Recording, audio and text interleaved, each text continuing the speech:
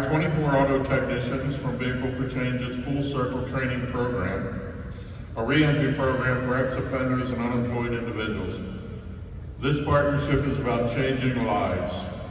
We believe access to reliable transportation is truly transformative. At this time, I'd like to introduce Marty Schwartz. Marty's the founder and president of Vehicles for Change to tell us a little bit more about their amazing organization.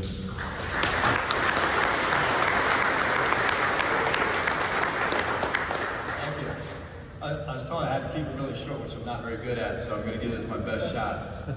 First off, I want to thank the folks at Heritage and Mile One Automotive Group. We can't do this without them. They have been a tremendous support. We've been doing this since 2018. Every year, a minimum of 20 cars they reward to deserving families. This is our third year to do our veterans program.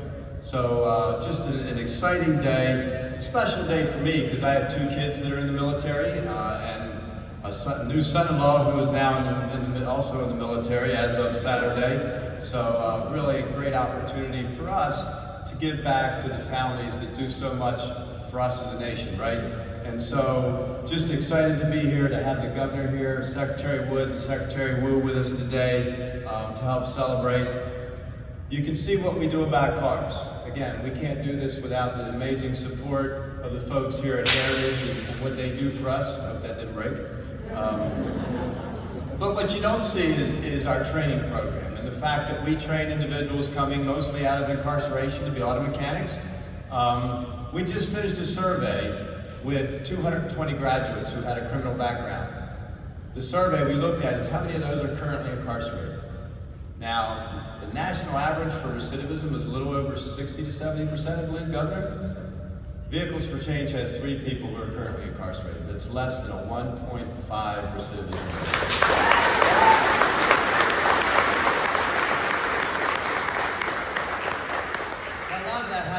Not just the training program and the work that we put behind it and the fact that we pay these individuals while they're in our program, but it has a lot to do with our employers, right?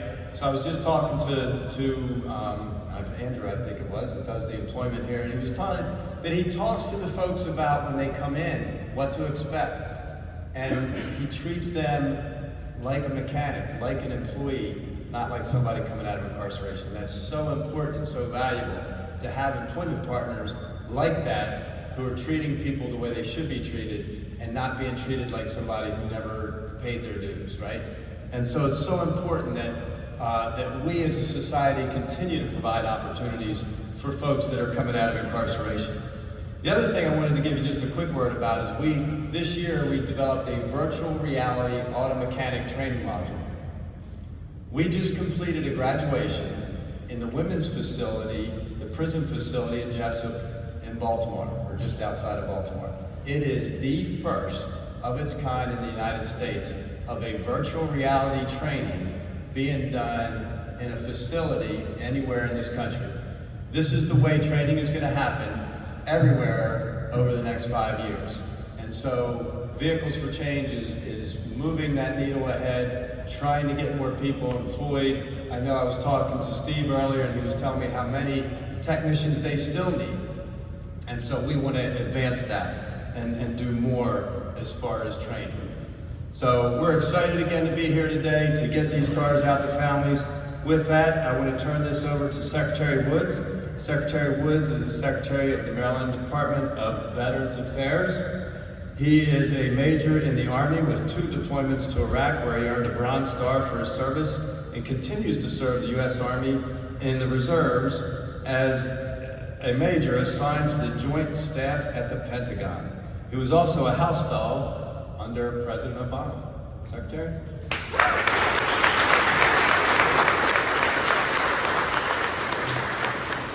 Thank you very much, Marty. Very much appreciate that. And the Mile One Auto Group, thank you. I also just wanted to quickly acknowledge Secretary Portia Wu, my colleague, Senate President Ferguson, and Delegate Mike Rogers. It's a pleasure to see you here today.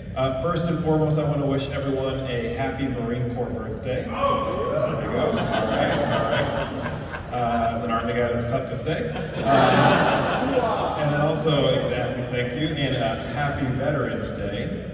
As Secretary of Veterans Affairs, it's basically Veterans Day every day.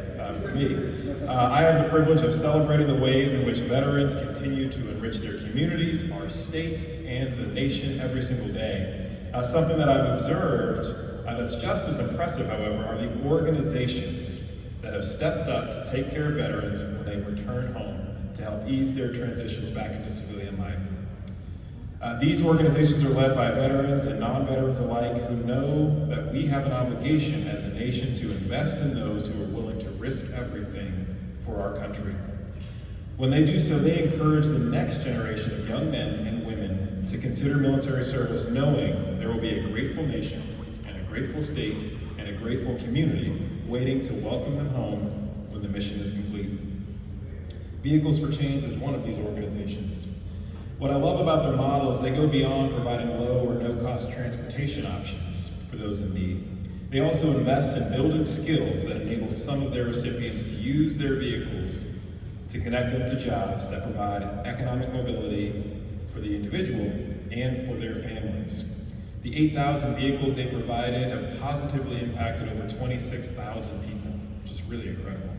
Their job training program, as I understand, has a 95% placement rate into meaningful automotive careers, which is exceptional. What I love about today's event, however, and its focus on veterans, is these are individuals who, like our governor, have internalized the phrase, "leave no one behind," as a fundamental value of who they are. Marty, you and your team have made a bet on individuals who are very likely to pay this forward in ways that impact their families, but also their communities, and I'm so thankful that you were willing to invest in them. So now it's my great privilege to introduce a man who almost needs no introduction, a man who knows what it's like to wear a military uniform and to lead paratroopers in combat in Afghanistan, a man whose skills as a leader helped him become the 63rd governor of our state, and who has turned "leave no one behind" into our governing philosophy. So please join me in welcoming Governor Wes Moore.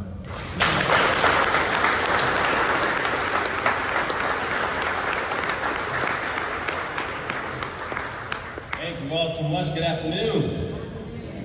And it is, as always, it is a joy to be here with Secretary Woods, who I'm very thankful to say, and I think about him and Secretary Portia Morris, our Labor Secretary. I am so blessed that I have a chance to not only work with people who I admire, but I get a chance to work with the best in the country. And so thank you for all you do. Thank you for your service, and happy Veterans Day to you too, brother. And thanks for all you do for all of us.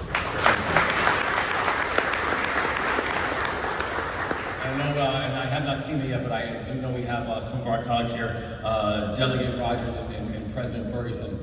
Good to see you. Happy Veterans Day, good brother. Thank you so much for all you do. And President Ferguson, we have some remarkable colleagues in the General Assembly who are just continuing to push and make sure that our veterans are seen, that our veterans are uplifted, and that we continue to lead with our veterans in mind. So thank you for all the work that you continue to do as well. This is such a joy to be here with you, Marty. As you know, I've been a long fan and admirer of your work, and thankful for the fact that you make second chances actually mean something, and you make first chances actually possible for people too. And so thank you for continuing to live your mission and continuing to live your work.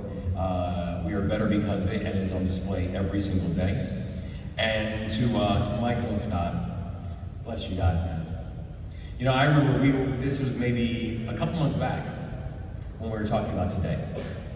And you were telling about this event that was going on, and I remember telling you, I was like, just tell me the day and the time, and I'm there. And there's not many things on my calendar that I can do that for. Right? I mean, we're grateful that we ended up rushing here, coming from another event where we were just celebrating the announcement that the new FBI building is going to be built right here in the state of Maryland.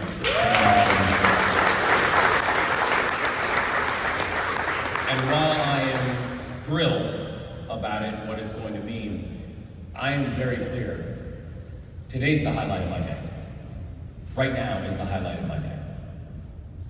Because this really is a celebration of how do we make thank you for your service actually mean something. I redeployed now about 17 years ago, when we came back, a little less than that now, not that old. But when we came back, I remember the constant refrain of thank you for your service that we heard. And how meaningful it meant when we would hear people say it. But the thing I oftentimes wondered was, why was thank you for your service always the end of a conversation? Or it was like, thank you for your service, and it was nice meeting you. Thank you for your service, and now I need to hurry up and catch my flight. Thank you for your service, and I can buy you a coffee, and that's it. Without ever wondering or thinking about that thank you for your service should actually be the start of the conversation and not the end of one. That we have men and women who have been deploying overseas. We have families who have been left behind. We have individuals who have had to pick up the pace and pick up the weight for an individual who was deployed, and we had people who were deployed overseas who were leaving their homes, leaving their neighborhoods, leaving their communities, leaving their employment, and doing it because the nation asked them to raise their hand. You think about the veterans of just the Iraq and Afghanistan war, where that represents literally less than 1% of the American population. Thank you for your service. The thing that makes today, the things that makes this so spectacular and so important, is because you were actually showing that that statement and that phrase should have meaning to it, should have weight to it, and should have a deeper sense of appreciation to it. And the fact that you all are not new to this, because Mile One and Vehicles for Change, etc., you all have been doing this over and over and over again because it matters. And I can tell you on behalf of every single veteran, and frankly every single person in this state, from the bottom of my heart, thank you for making thank you for your service mean something. And thank you.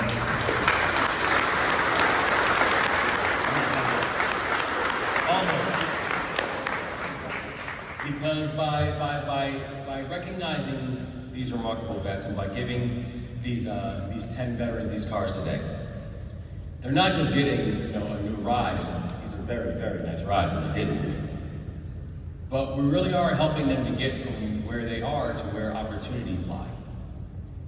I've always said that you cannot have economic mobility if you do not have physical mobility. And Vehicles for Change has been helping low-income families for over 20 years. I'm thrilled that now this partnership is taking place to focus on veterans because this is a really big deal. And before I do close, I'm about to close, I just want to highlight one of the veterans that we're talking about. And that's Paul Carrington. He's right there. I got it. He's a veteran of the U.S. He's a veteran of the U.S. Army. He served overseas in Iraq and Afghanistan as a generator mechanic, and after deployment, he served right here in Maryland at Fort Meade.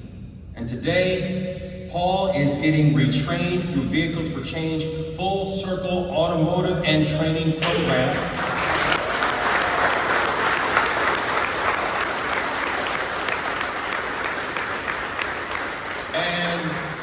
And when his training is soon done, he's going to pursue a career in the automotive industry.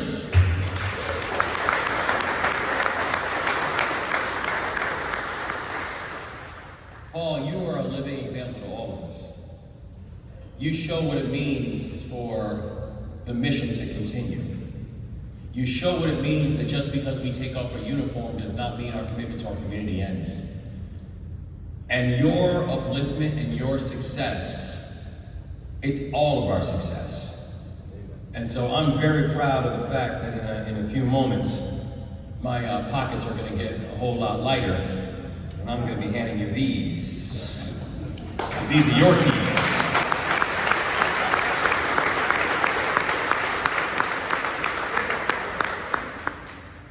Our veterans are not liabilities that need to be protected. Our veterans are our Our veterans are our assets that need to be supported. This is not just about thanking them for their service, and it's not thanking them for what they did in the past. It's about saying with a deep sense of gratefulness that we're excited about your future, and we need you to win. So, I'm grateful to be here today. To all of our Marine brothers and sisters, happy birthday. To all of our veterans, happy Veterans Day. And thank you to each and every one of you for making this the highlight of my day. So bless you guys, and thank you so much for listening.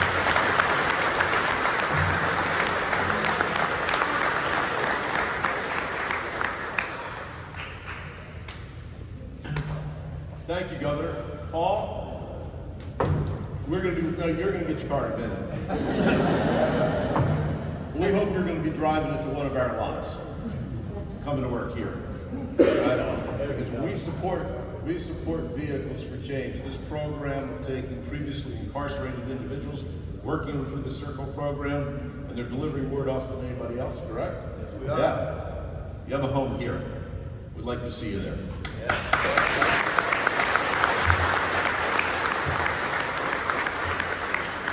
Governor, Secretary, happy Veterans Day to you. We have many of you out here in the group. Our veterans have worn the uniform, and I think, Governor, that sometimes the only thing that we can say is thank you for your service, because it's foreign. What you give up. You leave your family, you leave your employment, you leave your friends, you leave, frankly, the safety of your home, and you go into harm's way. And so sometimes we, who have not worn the uniform, don't know what to say other than thank you, because I think that we all recognize what a gift that we have, the blessing that we have, that there's people like you all who actually go out and do the heavy lifting. Thank you. Happy Veterans Day.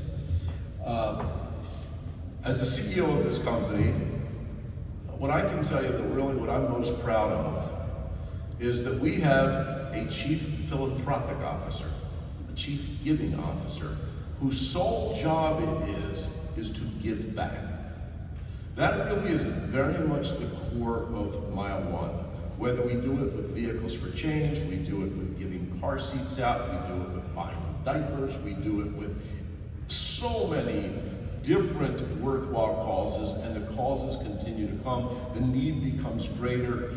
We are thinking that as a corporate citizen, as people who grew up in Baltimore, our main businesses are here in the greater Baltimore metro area, it's our job to give back. It's a calling. I'd like to think that by this program, and frankly the press that we get from it, we will inspire other companies to come forward, give of their resources, give of their people, whether it's what we're doing here today, our work with the American Cancer Society, our work with the Hope Lodge, our Walk for the Cures, any number of things where we bring our groups together to give back into the community. And so, Amanda, thank you for your work. Thank you for spearheading that. Thank you to our whole team for doing that.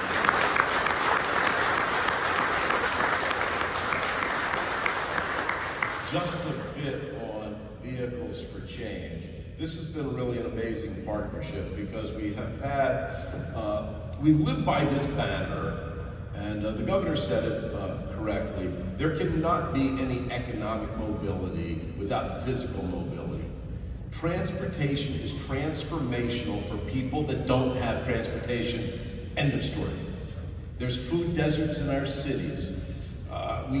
Mothers can't get their kids to doctor's appointments. They use emergency rooms at hospitals as their doctor's offices. Getting kids to after-school activities, things that we take for granted every day because of our mobility. There are so many among us that don't have it.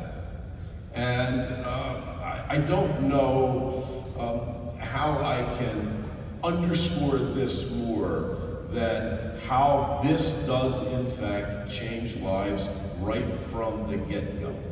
And we will stay committed to this program. We will stay committed to giving cars out because that we do believe at its core it is transformational.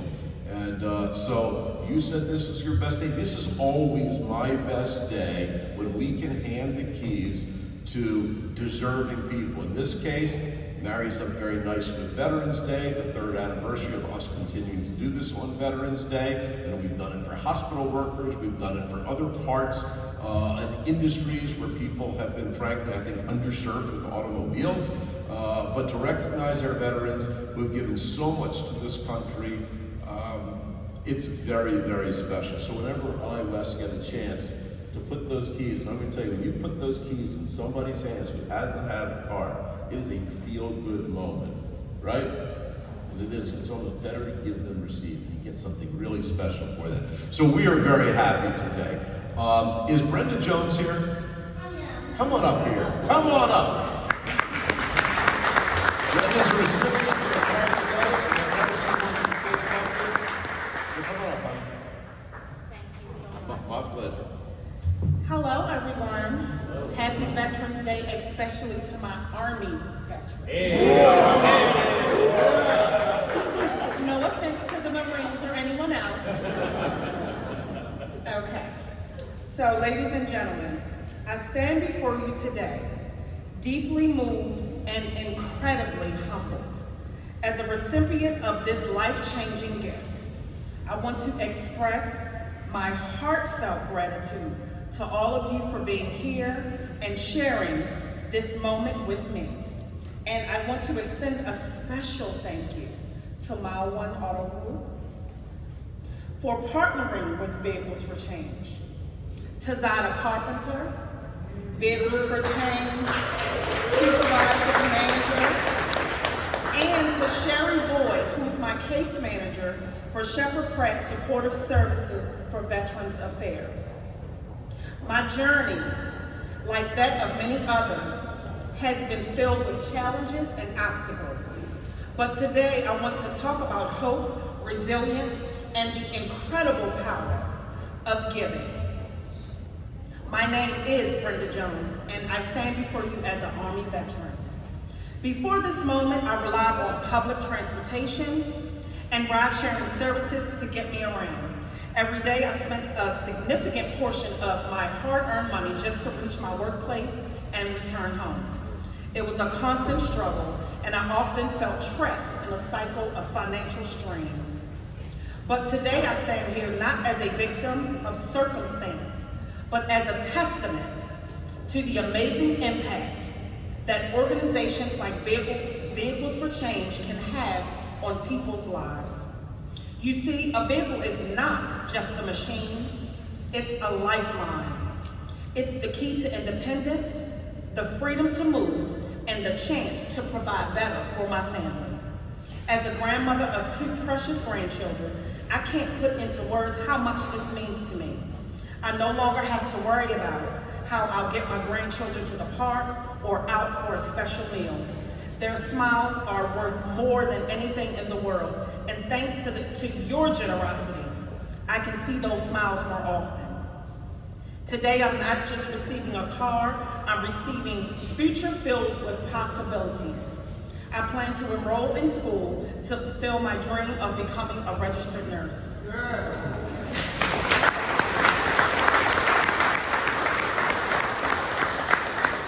Knowing that this car will make it possible for me to juggle my responsibilities.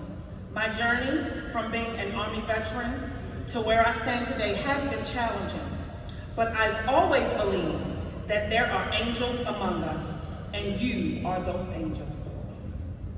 You have changed my life in ways I can't even begin to express. You've given me hope, and I promise you, I will pay it forward in every way I can. So from the depths of my heart, thank you. Thank you for showing me that kindness and compassion still thrive in our world. Thank you for proving that a small act of giving can ripple out and transform lives. And thank you for allowing me to stand here today as a living testament to the incredible power of generosity. Thank you.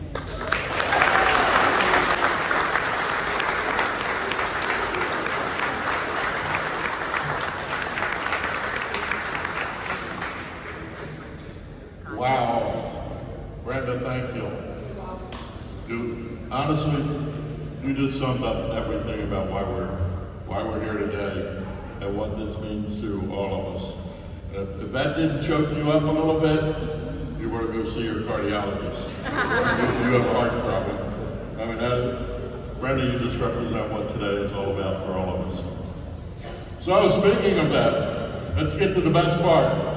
Let's get to giving away 10 cars. This is what we're all here for. So all the key handlers and our recipients, come on up, Marty. If you would go to your cars, and Marty and I are going to give a brief bio of each of the recipients.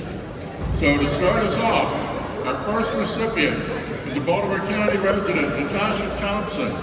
Natasha is very excited to have more time to do things now that she has a car. Currently, many of her meals are delivered, which is incredibly expensive. Now that she has a car, Natasha will no longer have to rely on food delivery, saving her a lot of money. She's a veteran of the Air Force. Ms. Thompson will use her car to get to work and celebrate with a trip to the store. Secretary of Veteran Affairs, Anthony Woods, will present Ms. Thompson with her keys.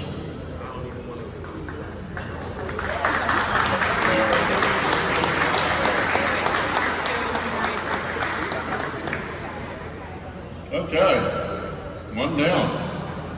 Next, this woman doesn't need an introduction. We have Brenda Jones. Brenda's from Baltimore County, a veteran of the Army, as we all know. Brenda's currently pursuing a career as a nurse. This vehicle will allow her to achieve this dream. Additionally, she'll now be able to spend more time with her grandchildren and is blessed to have this opportunity. Jessica Clakeman from Senator Van Hollen's office will present Ms. Jones with her keys.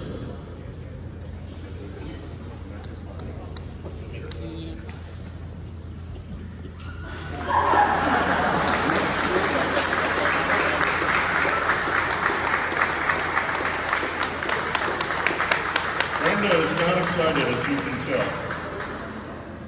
Our third recipient is Robert Newell, a veteran of the Army and a Cecil County resident, who is thrilled to not have to wait for the bus anymore. At times, and we hear this so often, Robert would leave his home 2 to 3 hours early just to use public transportation. Mr. Newell will no longer have to walk to the store in the rain and the cold. He can seek more employment opportunities and travel farther. Presenting the keys is Jason Castina, Director of Operations for Dent Wizard, who I should mention, Dent Wizard and Pinnacle have been really amazing partners in getting these 10 cars cosmetically reconditioned for our recipients. Thank you so much for donating your services to do that.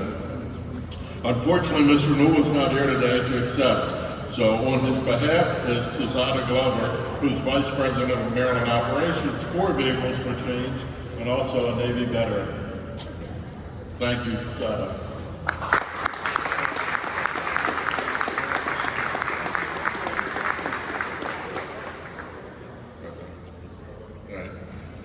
Next, Maurice Davis, an Army veteran who has not had his own transportation for several years.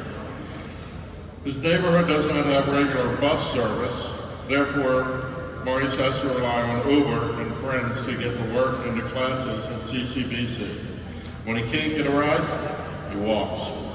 The gift of this car means so much to Mr. Davis, especially because winter is right around the corner. He plans to celebrate by taking a ride in a scenic area and enjoying the freedom of having a car. And I love this. He also plans to go to IHOP and treat himself to some pancakes. Mr. Davis is a Baltimore County resident. Tiger Fang and Ben Pyle from Central Atlantic Toyota will present Mr. Davis with his keys.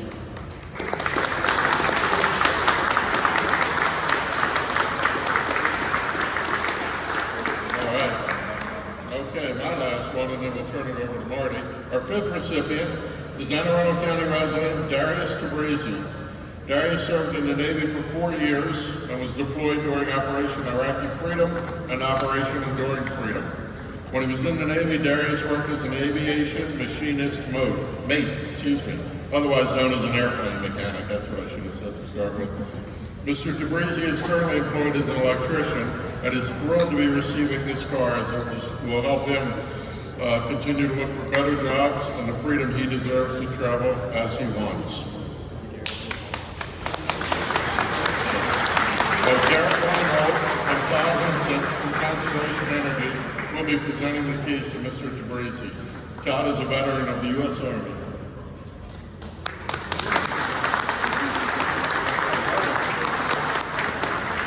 Thank you.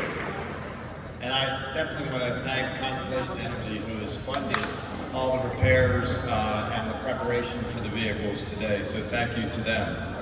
Our next recipient is David Sanders, a resident of Cecil County and a veteran of the Coast Guard. He is looking forward to the convenience of having a car to get to work easily. Got to be tough in Cecil County. To celebrate the award of his car, he plans to go to South Carolina to visit his family. Veteran of the Army and a friend of Vehicles for Change, Scott Christensen, as well as Delegate Mike Rogers, will present Mr. Sanders with his keys.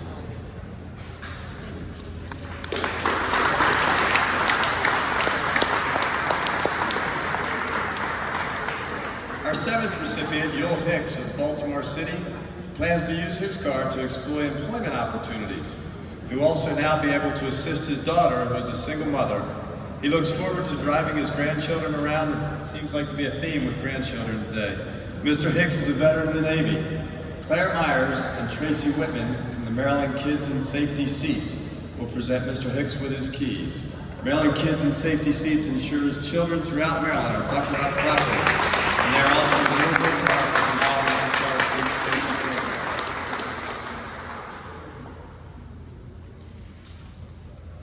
Number 8 is Shaveen McClure of Prince George's County. She says that having access to a car will profoundly change his everyday life. Last year, he had a prolonged hospital stay and lost his job as well as everything he owned. With reliable transportation, finding new employment, or even attending medical appointments has been extremely difficult. Getting this car will provide him with the mobility and autonomy he needs to rebuild his life. Mr. McLemore said, having access to a car is not just about convenience, it's about reclaiming my independence, rebuilding my life, and reconnecting with people who matter most to me, who will be a transformative, and that's a word we hear a lot, step forward, a brighter and more hopeful future. Mr. McLemore proudly served in the Navy. Secretary Portia Wu from the Department of Labor will present Mr. McLemore his keys.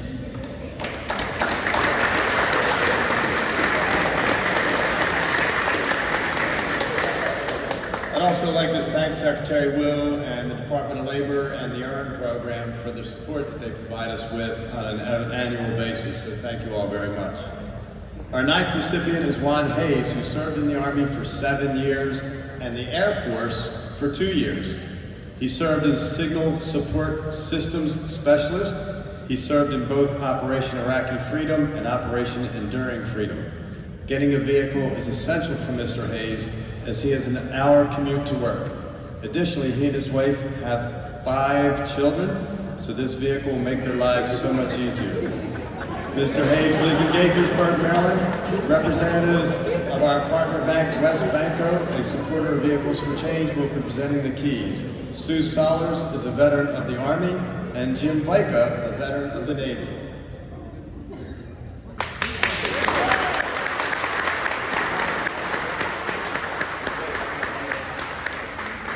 You've heard a lot about our last recipient, and I believe, Governor, you already jumped the gun and handed the keys over a little quick there. But we're excited to have Paul Carrington get in a car today. Paul is, as you heard, a student at our program at Vehicles for Change in our training program, and this is just a great opportunity, and thank you, Governor, for being part of our program today. Now, we always close our program with kind of the Indy 500 deal, so we're going to ask all of our recipients to get in your car. You're going to wait for us to count to 3, and then you're going to start your engines.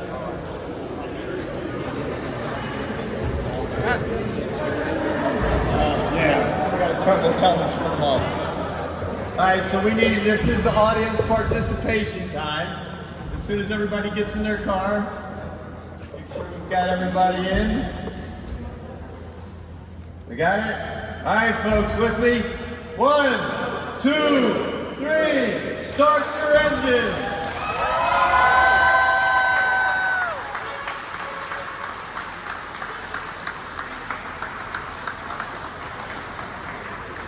All right, now, just one more thing before we let you go. I understand that we hand out the little index cards.